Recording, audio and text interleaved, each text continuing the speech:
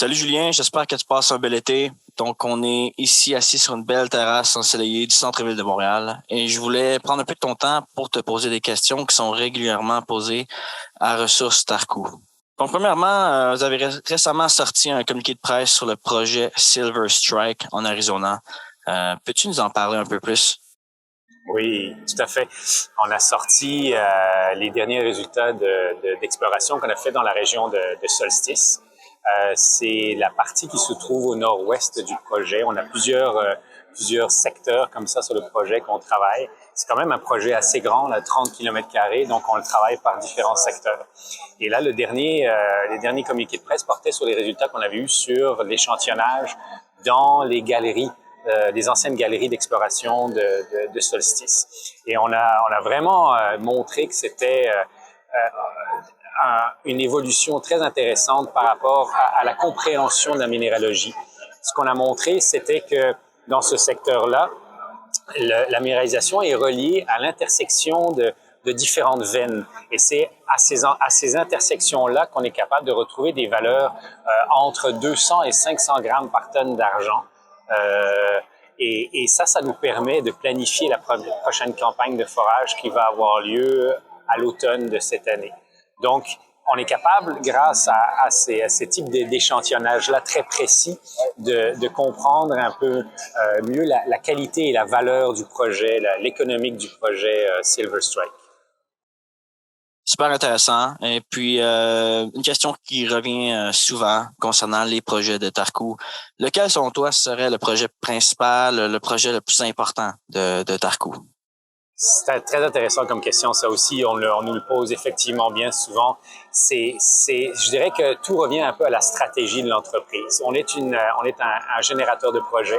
Ça veut dire qu'on a plusieurs projets dans notre portfolio. Actuellement, on en a 6. Et dans 2 régions différentes au Québec, dans le nord de l'Abitibi et en Arizona, dans le sud, proche de la frontière du Mexique.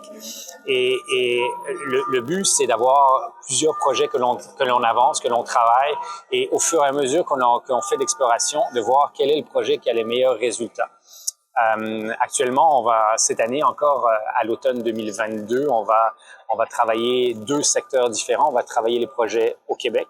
On va travailler les projets Apollo et Atlas, qui font partie des 3A que l'on appelle, qui se trouvent donc sur la faille de Detour. Et on va exécuter une première campagne de forage dans ce coin-là. Si jamais on réussit à démontrer ce que l'on pense au niveau de la minéralisation au Québec, ça pourrait devenir un projet très intéressant.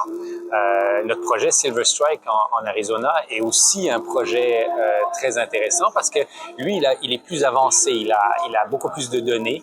Donc, ce que l'on fait, c'est qu'on commence par travailler autour des données existantes pour être capable d'agrandir les zones minéralisées, mais aussi on fait de l'exploration un peu plus grassroots, un petit peu plus avancée dans les secteurs qui ont été moins travaillés.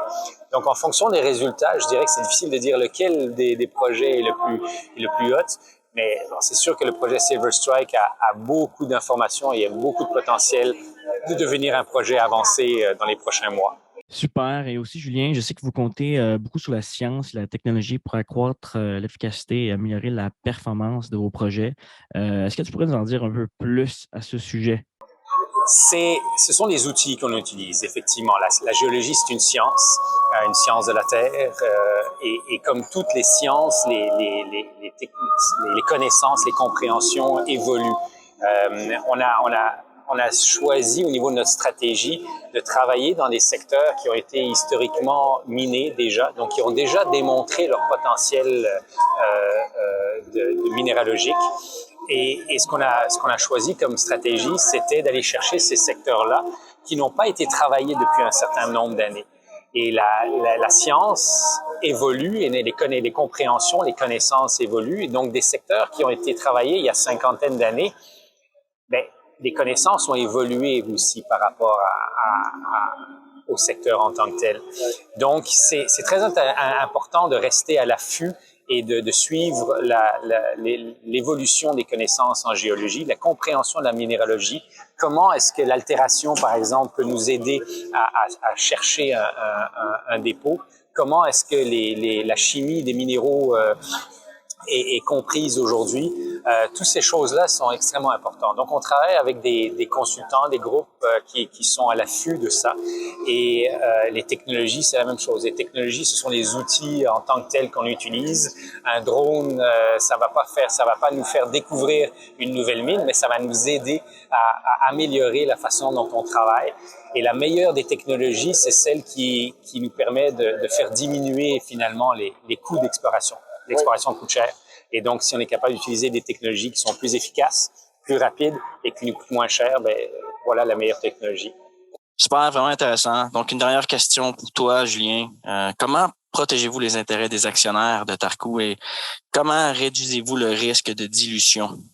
Très intéressant aussi comme question. Effectivement, je pense qu'on peut dire que la structure du capital de Tarkoo est assez unique, est assez intéressante. Les 25 premiers actionnaires de Tarkoo possèdent à peu près 70% de toutes les actions en circulation. Et ça a un énorme avantage. Si je prends l'exemple, par exemple, du projet Silver Strike que l'on a acquis en 2020, grâce à ce projet-là, on a été capable d'attirer un actionnaire très sophistiqué que l'on connaît tous, Monsieur Eric Sprott, qui était intéressé par la structure assez serrée de Tarkoo, mais aussi par le projet d'argent qu'on a en Arizona. Et le fait d'avoir peu d'actionnaires et des actionnaires qui sont connaissants, sophistiqués, qui connaissent bien le secteur de l'exploration est extrêmement important pour nous parce que ce sont des investisseurs qu'on sait qui vont être là dans les moments les plus difficiles aussi, mais pour le long terme. L'exploration coûte cher, on a besoin régulièrement de lever des capitaux et donc le fait de rester au travers un petit nombre d'actionnaires, ben, ça permet de beaucoup moins diluer la structure du capital d'une compagnie d'exploration. Super, vraiment intéressant, Julien. Merci d'avoir répondu à mes questions aujourd'hui. Ça fait plaisir.